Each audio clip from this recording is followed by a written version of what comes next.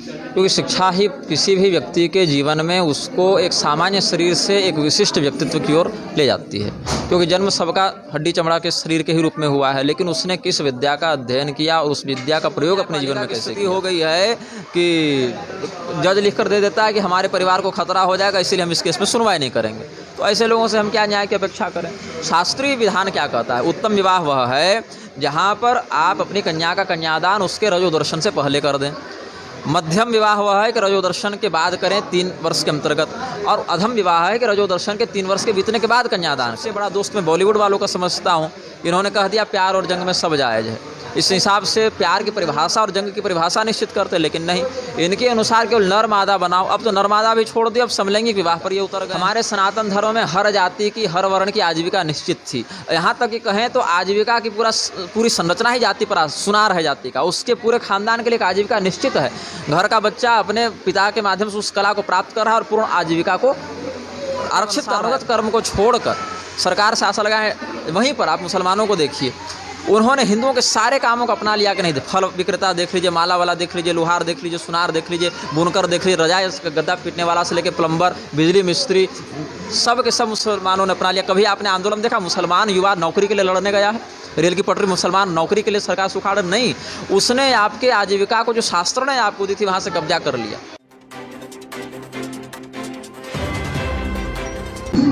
नमस्कार, आप देख रहे हैं थंडर न्यूज़। मैं सुबोध पाठक। आपको बता दें कि हमारे साथ निग्रहाचार्य जी हैं और हम इनसे चर्चा करेंगे आज जो देश में सनातन धर्म जो प्रहार हो रहा है उसको हम लोग कैसे रोकेंगे। तो हम पहली बात की संबोधनों में भी भारतीय शैली का प्रयोग करें तो उससे क्या होता है कि अपने आप में जो भारतीय परिपाटी है उसका बोध होता है। अब सनातन धर्म पर प्रहार करने वाले तत्व कौन है, पहले ये देखना पड़ेगा हमें। जो शिक्षा व्यवस्था है पहला, उस पर उसका सामाजिक चरित्र, सामाजिक व्यक्तित्व निर्भर करता है, उसकी सामाजिक स्थिति निर्भर करती है। जो व्यक्ति सनातन धर्म के ऊपर कटाक्ष कर रहे हैं उनमें वो दोष, वो बीज, वो जहर कहाँ से आया? उन्होंने कुछ ऐसा पढ़ा, उनको कुछ ऐसा बताया गया जिससे सनातन धर्म के प्रति उनके मन में घृणा उत्पन्न हो। और जाहिर सी बात है कि जिसने बताया उसने सनातन धर्म को समझा नहीं, जाना नहीं, उसके शास्त्रों का अध्ययन नहीं किया परंपरा से। तो शास्त्रीय परंपरा के अभाव में मनमाना आचरण से युक्त जो लोग हैं, ऐसे लोग जब शिक्षा नीति का निर्माण करते हैं, कोर्स बुक बनाते हैं, उस स्थिति में उनके द्वारा जो अनर्गल शिक्षा लोगों को दी जाती है वो लोग आगे चल के सनातन धर्म के विखंडन में निमित्त बनते हैं। दूसरा यह है, सनातन धर्म के विखंडन में जो लोग महत्वपूर्ण भूमिका निभा रहे हैं उसमें प्रलोभन से युक्त जो लोग हैं, सत्ता के लोलुप जो लोग हैं। अब सत्ता के लोलुप में उनको यही मानना है कि हम किसी प्रकार अपनी सरकार बनाए रखें, किसी प्रकार हम अपने कमाई के जरिए को बनाए रखें, किसी प्रकार पावर में बने रहें, और इसके लिए हमें चाहे जिसकी चापलूसी करनी पड़े या जिस भी असामाजिक तत्व को प्रश्रय देना पड़े। इसके कारण बड़े बड़े नेताओं का माफियाओं के साथ उठना बैठना, न्यायपालिका वालों का माफियाओं के साथ उठना बैठना, जितने लोग उद्योगपति हैं उनका माफियाओं के साथ उठना बैठना लगा रहता है। जब जीवन में अर्थ प्रधान हो जाएगा और अर्थ धर्म से आगे निकल जाएगा तो वो अर्थ नहीं, वो अनर्थ का कारण बनेगा। 4 पुरुषार्थों में धर्म को पहला बताया, अर्थ को बाद में बताया, धर्म के बाद अर्थ है। यदि अर्थ ही धर्म से पहले आ गया और धर्म और अर्थ में हम अर्थ का चयन करें, धर्म को छोड़ दें, उस स्थिति में जो लोभ जीवन में उत्पन्न होता है वही सनातन धर्म के विखंडन का कारण है। यदि शिक्षा व्यवस्था में सुधार हो और साथ ही व्यक्ति अर्थ से पहले धर्म को रखना प्रारंभ कर दे तो हम समझते हैं कि सनातन धर्म को और भी सुदृढ़ स्थिति में हम लाकर खड़ा कर सकते हैं। आज देश के प्रधानमंत्री नरेंद्र मोदी हमारे संसद भवन में एक सिंगल जो है उसको लगाया गया, जिसको मोदी जी पूजा पाठ करने के बाद लगाए, वो लोकसभा अध्यक्ष के बगल में उसको रखा गया, जिसको राजदंड कहते हैं। क्या कहेंगे, इसका क्या माने है सर? देखिए, सर्वप्रथम तो मैं स्पष्ट कर दूं कि हम लोग शास्त्रीय दृष्टि से देखें तो लोकतंत्र पर बहुत निष्ठा नहीं रखते। कारण है, लोकतंत्र का जो वास्तविक स्वरूप होना चाहिए वो महाभारत में वर्णित है। राजधर्म पर्व के अंतर्गत भीष्म पितामह ने महाराज युधिष्ठिर को गणतांत्रिक राष्ट्र की कैसी व्यवस्था होनी चाहिए इसका उपदेश किया है, 2 अध्याय में बढ़िया से समझाया है। लेकिन वर्तमान में जो लोकतंत्र की संरचना है इसको भ्रष्टतंत्र कहना ज़्यादा उचित होगा। एक ही नेता अलग अलग पार्टियों में घूमता रहता है, जिन कानूनों का विरोध विपक्ष करता है सत्ता में आने के बाद वो उन्हीं कानूनों को लागू भी कर देता है। तो हमारे लिए इन घटनाओं को हम एक चुनावी जुमला मात्र समझते हैं। देखिए, मैं किसी पार्टी का न समर्थक हूँ न विरोधी हूँ, क्योंकि पूरे लोकतंत्र की सत्ता से ही, लोकतंत्र की व्यवस्था से ही मेरा कोई श्रद्धेय भाव नहीं है। जिस अंश में जो राजनेता अच्छा कार्य करेगा प्रजाहित में उस अंश में तो उसके कृत्य का समर्थन किया जा सकता है, लेकिन वह भी पूर्णतया शास्त्रीय है कि नहीं है इसकी समीक्षा आवश्यक है। राजदंड की जहाँ तक बात है, राजदंड राजा के हाथ में होता है। लोकतंत्र में राजा तो है नहीं, मंत्री हैं, प्रधानमंत्री हैं, राजा नहीं है। अब राजदंड प्रतीकात्मक रूप से अब 2024 के चुनाव को लेकर कर रहे हैं, क्या कर रहे हैं वो तो आंतरिक विषय उनका हो गया। धर्मपीठ पर बैठकर हम उसके आंतरिक विषय को जब तक पूर्णतया न जाने हम कुछ नहीं कर सकते। लेकिन राजदंड क्षत्रिय राजा के द्वारा धारण किया जाने वाला एक ऐसा प्रतीक है जो प्रजा को न्याय सुनिश्चित कराता है और जो उसके पुरोहितों के द्वारा, गुरुजनों के द्वारा दिया जाता है। एक सामान्य परिभाषा में समझना चाहिए। लेकिन यहाँ राजा का अभाव है, मंत्री हैं, और मंत्री भी कैसे, मननात् त्रायते यस्मात् तस्मात् मंत्र प्रकृतितः, जिसके मनन करने से रक्षा हो वो मंत्र है। मंत्र को धारण करने वाला व्यक्ति मंत्री है। तो मंत्री क्या ऐसा मनन कर रहे हैं जो राष्ट्र की रक्षा में नियोजित हो? अगर कर रहे हैं तो ठीक है, लेकिन दुर्भाग्य से मुझे ऐसा देखने को अभी नहीं मिल रहा है। आज देश में लव जिहाद का मामला चरम पर चल रहा है, क्या कहेंगे इसको, किस तरह देखते हैं आप? इसमें सरकार का बहुत बड़ा एक दोष ये है कि पहले तो इन्होंने क्या, हिंदुओं के विवाह की उम्र को बढ़ा के 21 वर्ष कर दिया, मुसलमानों के लिए नहीं किया। ऐसे सबों के लिए कर दिया, लेकिन मुसलमान मानते नहीं हैं, और अगर वो मानते नहीं तो आप मनवा भी नहीं सकते। यहाँ तो वो न्यायपालिका की स्थिति हो गई है कि जज लिख कर दे देता है कि हमारे परिवार को खतरा हो जाएगा, इसीलिए हम इस केस में सुनवाई नहीं करेंगे। तो ऐसे लोगों से हम क्या न्याय की अपेक्षा करें? शास्त्रीय विधान क्या कहता है? उत्तम विवाह वह है जहाँ पर आप अपनी कन्या का कन्यादान उसके रजोदर्शन से पहले कर दें। मध्यम विवाह वह है कि रजोदर्शन के बाद करें 3 वर्ष के अंतर्गत, और अधम विवाह है कि रजोदर्शन के 3 वर्ष के बीतने के बाद कन्यादान करें।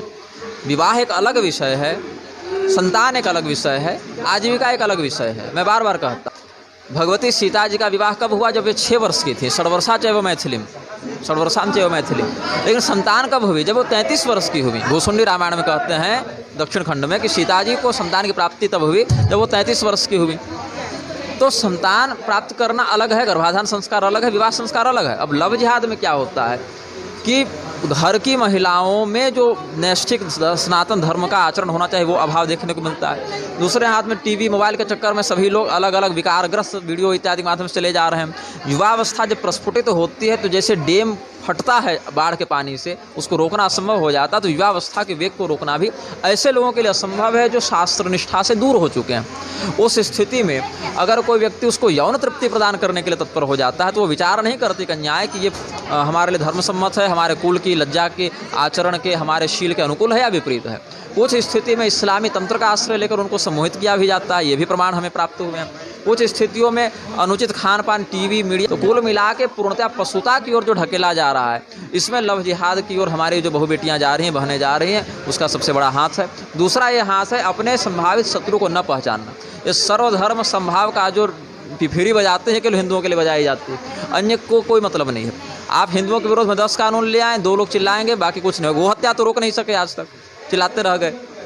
वहीं पर आप अगर दूसरे मजहबों की बात करें, वो अगर चाहेगा 4 विवाह करना, 16 वर्ष की अवस्था में 4 विवाह करेगा, आपकी हिम्मत नहीं कि आप उसको जाकर कुछ टोक दें, चाहे आप देश के सर्वोच्च सत्ता पर क्यों ना बैठे हो। शाहीन बाग में धरना देख ही लिया, कानून वापस आपको करना ही पड़ा, और ये किसान आंदोलन में देख ही लिया हमने। तो जो ठोस निर्णय लेने की क्षमता रखता है वही व्यक्ति कोई बदलाव कर सकता है। आप बार बार निर्णय लेंगे, बार बार निर्णय बदलेंगे, जनता का विश्वास हटेगा।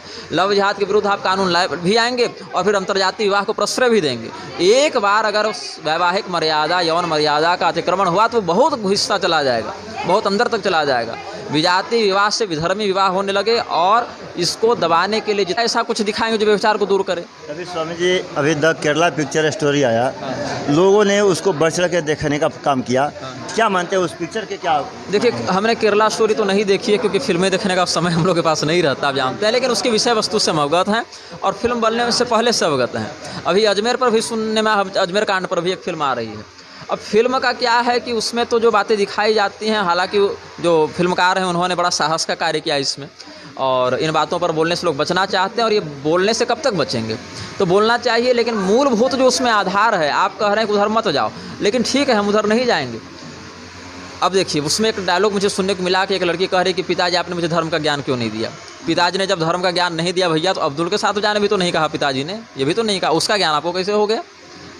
यदि धर्म का ज्ञान पिताजी ने नहीं दिया तो उधर जाने का ज्ञान किसने दिया? उस स्रोत को पहले बंद किया जाए, और आपको धर्म की ओर कैसे जाना है, ये वो भारत है। अभी वट सावित्री सबने मनाई, मृत पति को यमराज से लड़कर वो महिला छुड़ा कर लाई, ये नारी शक्ति का गौरव था हमारे यहाँ। गांधारी ने शाप दे दिया कि आपका यदुवंश आपके सामने नष्ट होगा, तो भगवान उसके वचन का सम्मान करते अपना पूरा खानदान कटवा के गए।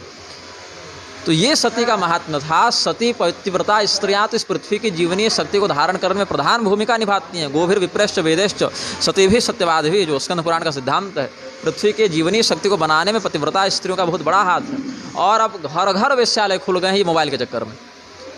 पहले क्या होता था कि दूर दराज में अगर कोई नृत्य गीत का कोई असभ्यता वाला आता था तो लोग चोरी छिपे देखने जाते थे। अब तो घर घर में ये व्याप्त हो गया है।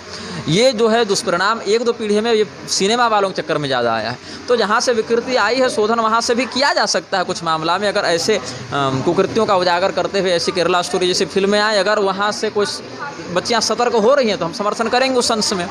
लेकिन सतर्कता फिल्म देखने से नहीं आएगी, लोग याद नहीं रख पाते। वो सतर्कता दैनिक जीवन में व्यवहार से आएगी। यदि आपको समझना पड़ेगा ये आग है, आग छुएंगे तो जलेंगे, ये समझ जब तक व्यवहार में विकसित नहीं होगी तब तक ठोस परिणाम निकल कर सामने नहीं आएगा। आज के युवाओं को क्या संदेश देंगे आप सर? युवा भटकते जा रहे हैं, दिशाहीन होते जा रहे हैं, क्या कहेंगे? देखिए, युवा इसलिए भटक रहा है क्योंकि अब देखिए सबसे पहले युवाओं की चिंता क्या है? आजीविका। हमारे सनातन धर्म में हर जाति की, हर वर्ण की आजीविका निश्चित थी। यहाँ तक कि कहें तो आजीविका की पूरी संरचना ही जाति पर सुनार है जाति का। उसके पूरे खानदान के लिए एक आजीविका निश्चित है। घर का बच्चा अपने पिता के माध्यम से उस कला को प्राप्त कर रहा है और पूर्ण आजीविका को आरक्षित कर रहा है अपना। आजीविका तो एक एक जाति के लिए एक एक आजीविका आरक्षित थी। और यहाँ तक कहा कि दूसरे की आजीविका का अतिक्रमण आप बहुत आपत्ति स्थिति अगर न आए तो नहीं कर सकते हैं। उस स्थिति में अब क्या हो गया? डिग्री लेकर बैठे हुए हैं युवा। आजीविका की ओर ध्यान है लेकिन आजीविका सरकार दे। हम क्या करके बैठे हैं? तो हम डिग्री लेकर बैठे हैं, आता जाता कुछ नहीं है।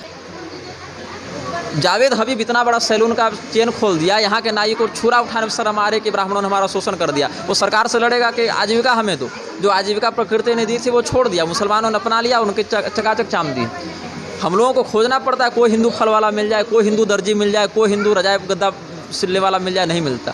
तो आप अपने बनी बनाई जो आपकी पूरी की पूरी बनी अर्थव्यवस्था थी उसको चौपट कर दिए, डिग्री लेकर बैठे हैं। पहले के भी लोग, हर व्यक्ति पढ़ता नहीं था। पढ़ने का अर्थ उस कला में आप निपुणता प्राप्त कीजिए ना। आप इंजीनियरिंग कर रहे हैं, आप पेट्रोलियम पर आप इंजीनियरिंग कर रहे हैं, तो आप ज्वेलरी पर काम कर रहे हैं, वो तो आपके पास खानदान में पहले से इतने दिव्य दिव्य जो मंदिर और आभूषण पुराने पुराने बने, कहाँ से बने? बिना ज्ञान के बन गए। केवल किसी संस्था के द्वारा एक सर्टिफिकेट दे दिया जाए तो सर्टिफिकेट आपके हुनर का, आपके कौशल का, आपकी आजीविका की सुरक्षा गारंटी नहीं दे सकता। और यह भी नहीं कर सकते कि आपकी जो नौकरी सरकार लगा देगी कल को आपके हाथ से नहीं छीनी जाएगी।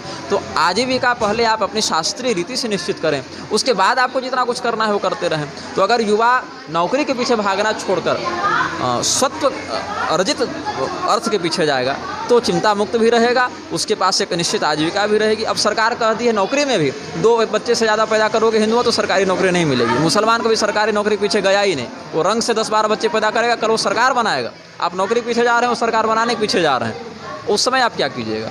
तो इन सभी बातों का समय रहते परिष्कार आवश्यक है। तो समाज को जगने की आवश्यकता है। जब तक समाज के लोग नहीं जगेंगे तब तक उनका कल्याण नहीं होगा। और बता चले कि सिर्फ इनका उद्देश्य यही नहीं है कि हम कथा कहें, कथा के माध्यम से लोगों को जागरूक भी करने का काम कर रहे हैं। Subodh Kumar Pathak, thunder news, Ranchi.